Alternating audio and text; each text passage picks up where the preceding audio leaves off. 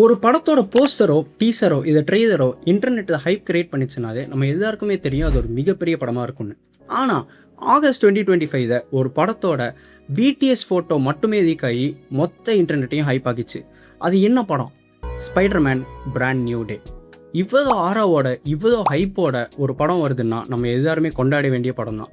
அப்படி இந்த Spiderman character என்ன இருக்குது, இந்த பிராண்ட் நியூ டே படம் என்ன மாதிரியான படமாக இருக்க போகுதுங்கிறத இந்த வீடியோ தான் நம்ம பார்க்க போகிறோம். Welcome to CS media. வாங்க வீடியோக்குள்ளே போகலாம். 1962 ரைட்டர் அண்ட் எடிட்டர் ஸ்டான்லி இந்த கேரக்டரை நான் மார்வல் காமிக்ஸை இன்ட்ரடியூஸ் பண்ண போகிறேன்னு சொல்கிறாரு. அவரை சுற்றி இருக்கிற எல்லாரும் இந்த கேரக்டர் ஒர்க் அவுட்டே ஆகாதுன்னு சொல்கிறாங்க. ஆனால் ரிலீஸ் ஆன உடனே எல்லாரையும் தப்பாக ப்ரூவ் பண்ணுற மாதிரி இந்த கேரக்டர் அவ்வளோ பெரிய ஹிட் ஆகுது. என்ன கேரக்டர் அது? ஸ்பைடர்மேன். எஸ், இந்த கேரக்டர் எல்லா ஆடியன்ஸ்க்கும் பிடிச்ச மாதிரி ஒரு சூப்பரான கேரக்டராக உருவாகுது. அதுக்கப்புறம் there was no looking back. Multiple variants, multiple stories, multiple வேர்ல்ட்ஸ்னு எல்லா இடத்துலையும் ஸ்பைடர்மேனை வச்சு மல்டிபிள் ஸ்டோரிஸ் கிரியேட் பண்ணுறாங்க.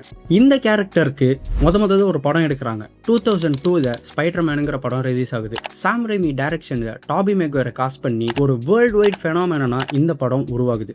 இந்த படத்துக்கு அப்புறம் ஸ்பைடர்மேனுங்கிற கேரக்டர் எல்லா இடத்தையும் ஃபேமஸ் ஆகுது. இதை பார்க்காத ஆளே கிடையாது, இதை பிடிக்காத ஆளே கிடையாதுன்ற மாதிரி அவ்வளோ சூப்பரான ஒரு கேரக்டர். இதுக்கு வரிசையாக சீக்வல்ஸ் எடுக்கிறாங்க. Spiderman 2, Spiderman 3. இதுக்கப்புறம் இந்த கேரக்டருக்கு மேசிவ் ரீபூட் ஒன்று கிடைக்குது, தி அமேசிங் ஸ்பைடர்மேன். 2012 ஃபேன் ஃபேவரட்டான ஆண்ட்ரூ கார்ஃபீல்டை காஸ்ட் பண்ணி இந்த படம் வெளியாகுது. மார்க் வெப் டைரக்ஷனில் இது ஒரு சென்சேஷனல் ஹிட்டாக இருக்குது. தனக்கு பிடிச்ச சூப்பர் ஹீரோவை திரும்ப ஸ்க்ரீனில் பார்க்க மாட்டோமான்னு ஏங்கிட்டு இருந்த எல்லா ஃபேன்ஸ்க்கும் இது ஒரு விஷுவல் ட்ரீட்டாக அமையுது.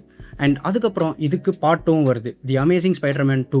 எல்லாருக்கும் ரொம்ப மனசை உழுக்கிற மாதிரி ஒரு எமோஷனல் எண்டிங்காக கொடுத்துருப்பாங்க இந்த படத்தை. ப்ளஸ் ஹான்ஸ் சிம்மரோட மியூசிக்கில் இந்த படம் ஒரு மிகப்பெரிய வெற்றி படமாக அமையுது. இந்த அமேசிங் ஸ்பைடர்மேன் ஃப்ரான்ச்சைஸுக்கு எப்படா பார்ட் 3 வரும்னு எல்லாருமே ஈகராக வெயிட் பண்ணிட்டு இருந்தப்போ அந்த படம் ட்ராப் ஆகுது. அதுக்கப்புறம் 2016 நம்மளோட புது ஸ்பைடர்மேனை மார்வல் இன்ட்ரடியூஸ் பண்ணுறாங்க. கேப்டன் அமெரிக்கா சிவில் வார் அப்படிங்கிற படத்தில் நம்ம டாம் ஹாலண்ட் முதலாக ஸ்பைடர்மேனை இன்ட்ரடியூஸ் பண்ணப்படுறாரு.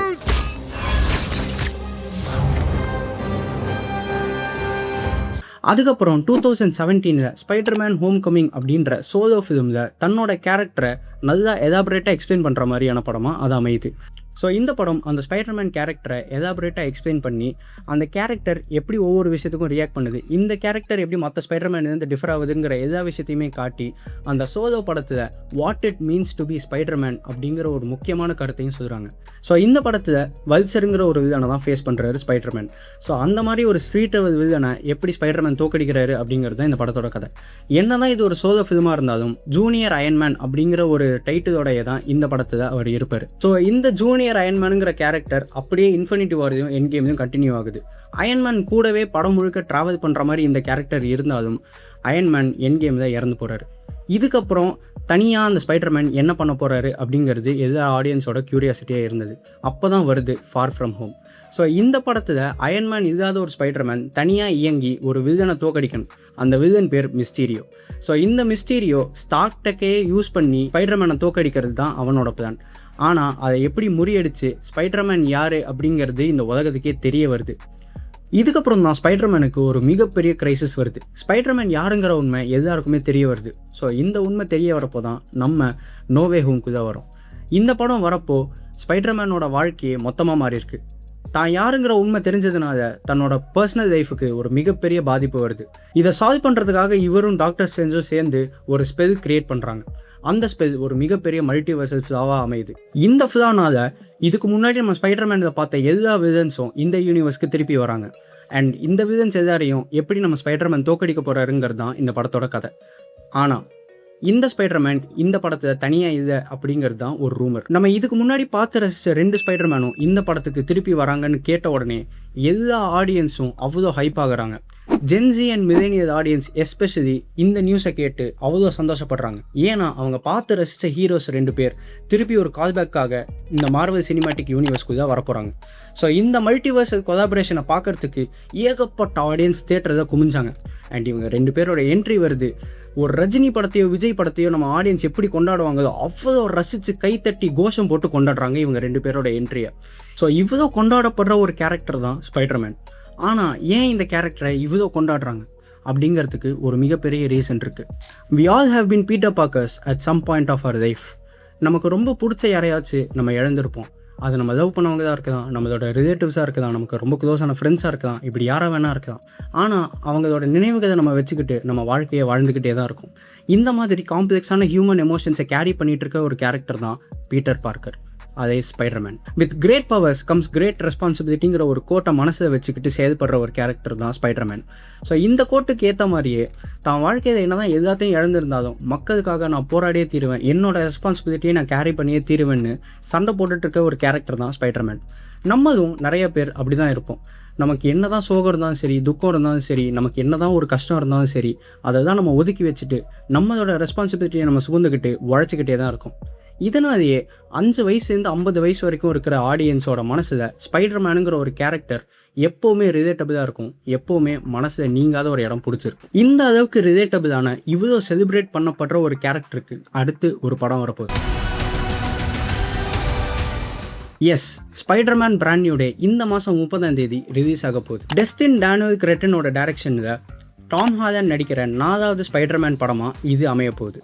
இந்த படம் சஜஸ்ட் பண்ணுற மாதிரியே இது ஒரு பிராண்ட் நியூ ஸ்பைடர்மேனை நமக்கு காட்ட போகுது. இது வரைக்கும் ஸ்டார் டெக்னாலஜிஸை யூஸ் பண்ணி சூப்பர் ஹீரோவாக இருந்த நம்ம ஸ்பைடர்மேன் இப்போது ஒரு out and out comic accurate ஸ்பைடர்மேனாக இந்த படத்தை வரப்போகிறாரு. தன்னோட சூட்டை தானே தைச்சு போட்டுக்கிற மாதிரி ப்ரோக் அடல்ட் ஸ்பைடர்மேனை இந்த படம் நமக்கு கொடுத்துருக்கு. இந்த படத்தில் ஸ்பைடர்மேனுக்கு மியூட்டேட் ஆகுது. ஃபேன் தியரிஸும் என்ன சொல்கிறாங்கன்னா, ஸ்பைடர்மேனுக்கு 8 கால் வரப்போகுது, 12 கண் வரப்போகுது, இப்படி தான் சொல்லிட்டு இருக்காங்க. பட் எந்த மாதிரி மியூட்டேட் ஆக போகிறாருன்னு நம்ம படத்துக்கு போனால் தான் தெரியும். இந்த படத்தை டாம் ஹாலண்ட் மட்டும் இல்லாமல் ஏகப்பட்ட ஸ்டார் காஸ்ட் நடிச்சிருக்காங்க. அது மார்க் ரஃபலோவாக இருக்கட்டும், ஜெண்டையாவாக இருக்கட்டும், ஜான் பர்ந்தாவாக இருக்கட்டும், அண்ட் இப்போது ரீசெண்டாக மிகப்பெரிய சென்சேஷனாக இருக்கிற சேடி சிங்க், இவங்களும் இந்த படத்தை ஒரு முக்கியமான கேரக்டர் ப்ளே பண்ணியிருக்கிறதா சொல்கிறாங்க. ஆனால் என்ன கேரக்டர்னு இப்போ வரைக்கும் யாரும் ரிவீல் பண்ணதை. அவங்க ஜீன் கிரேவாக இருக்கதான்னு ஒரு ஸ்பெக்குலேஷன் போயிட்டுருக்கு. பட் அது எந்த அளவுக்கு ட்ரூன்னு இப்போ வரைக்கும் நமக்கு தெரியல. ஸோ இந்த மிஸ்டேக் கேரக்டருக்கு பின்னாடி என்ன இருக்கும், அவங்க என்ன மாதிரியான கேரக்டர் ப்ளே பண்ண போகிறாங்கன்னு எல்லாருமே எக்ஸைட்டடாக வெயிட் பண்ணிக்கிட்டு இருக்காங்க. இது மட்டும் இல்லாமல் இன்னொரு ஃபேண்டம்க்கு ஒரு மிகப்பெரிய குட் நியூஸ் இருக்குது. Yes, our OG Hulk is back.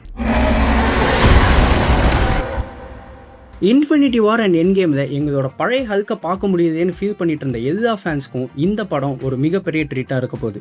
ஏன்னா இதில் சாவேஜ் ஹல்கை பார்க்கறதுக்கான சான்சஸ் ரொம்ப ரொம்ப அதிகம்னு சொல்லிக்கிறாங்க. அண்ட் ட்ரெய்லரையும் ஒரு சில விஷுவல்ஸ் ஹல்க் வரதை பார்க்கறதுக்கு அவ்வளோ சந்தோஷமாக இருந்தது. அது மட்டும் இல்லாமல் ஜான் பர்ந்தல் ப்ளே பண்ணுற பனிஷருங்கிற கேரக்டரும் இந்த படத்தை ஒரு முக்கியமான ரோலில் இருக்காரு. இப்போ ரீசெண்டாக டேர் டெவிலுங்கிற சீரீஸில் அந்த கேரக்டர் வந்ததுக்கே அவ்வளோ அப்ரிசியேஷன் கிடச்சிது. இந்த படத்தில் அந்த கேரக்டர் என்னெல்லாம் பண்ண போகுதுன்னு பார்க்குறதுக்கு எல்லா ஆடியன்ஸும் ரொம்ப எக்ஸைட்டடாக இருக்காங்க. ஸோ இது எல்லாத்தையும் தாண்டி நமக்கு ரொம்ப எக்ஸைட்மெண்ட் கொடுக்குற ஒரு விஷயம் என்னென்னா, comic accurate panels are getting it's live action. So இது ஒரு மிகப்பெரிய குட் நியூஸ். ஏன்னா இத்தனை நாள் நம்ம காமிக்கில் மட்டுமே பார்த்து ரசித்த விஷயங்கள் இப்போது நம்ம ஸ்க்ரீனில் நம்மளோட ஃபேவரட் ஸ்டார்ஸ் நடித்து பார்க்க போகிறோம். உதாரணத்துக்கு காமிக்கில் மட்டுமே வந்துட்டு இருந்த வில்லனான ஸ்கார்பியன் இப்போது இந்த படத்தில் ஒரு மிகப்பெரிய ரோல் ப்ளே பண்ணியிருக்காரு. அது மட்டும் இல்லாமல் ஏகப்பட்ட வில்லன்ஸை பீட்டர் பார்க்கர் எப்படி சமாளிக்க போகிறாரு அண்ட் தன்னோட ஓன் மியூட்டேஷனை அவர் எப்படி ஹேண்டில் பண்ண போகிறாருன்னு எல்லா விஷயத்தையும் இந்த படம் மூலியமாக நம்ம தெரிஞ்சுக்கலாம். ஸோ இந்த படம் இந்தியாவில் ஜூலை 30 ரிலீஸ் ஆகுது. மற்ற எல்லா கண்ட்ரிஸ்லையும் ஜூலை 31 தான் ரிலீஸ் ஆகுது. So we as Indians should be happy. எல்லாருக்கும் முன்னாடி நம்ம இந்த படத்தை பார்த்து நம்மளோட ஃபேவரட் சூப்பர் ஹீரோவை கொண்டாட வேண்டிய நேரம் வந்துடுச்சு. என்ன பர்சனலாக கேட்டிங்கன்னா, பீட்டர் 1 எப்படி பீட்டர் 2 மாதிரி ஆர்கானிக் வெப்ஸை யூஸ் பண்ண போகிறாரு பார்க்குறதுக்கு தான் நான் ரொம்ப எக்ஸைட்டடாக இருக்கேன். ஸோ இதே மாதிரி நீங்கள் பிராண்ட் நியூ டே அதை பார்க்குறதுக்கு ரொம்ப எக்ஸைட்டடாக இருக்கிற விஷயங்களை கமெண்ட்ஸை மறக்காமல் மென்ஷன் பண்ணிட்டு போங்க. அண்ட் படம் ரிலீஸ் ஆன உடனே இதே சேனலில் நாங்கள் இதுக்கு ரிவ்யூ போடுவோம். So stay tune for that. Until next time, goodbye.